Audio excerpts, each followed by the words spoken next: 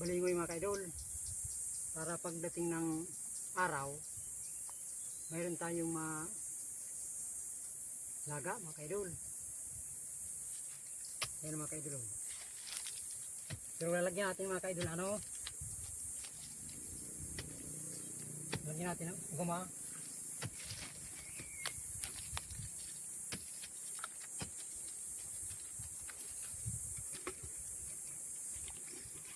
Mga kaidol, nilalagyan natin ito dito sa ilalim para sabi daw nila marami daw ng laman yung kamuting kahoy guys.